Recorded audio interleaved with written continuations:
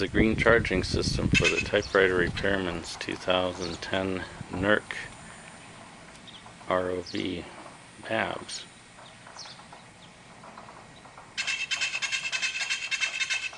And the solar panel is mounted to the robot cart. The battery box sits inside the robot cart too.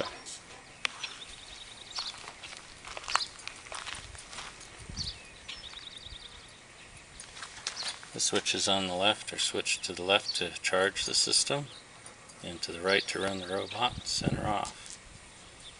The black and red connector that's plugged into the solar panel is used for charging. The other black and red connector is used to run the ROV. The black part in the middle is the charge controller. The batteries sit underneath.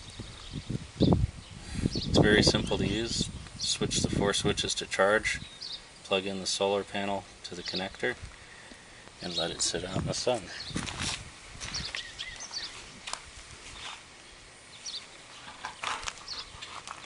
This is what solar charging looks like. It's very boring.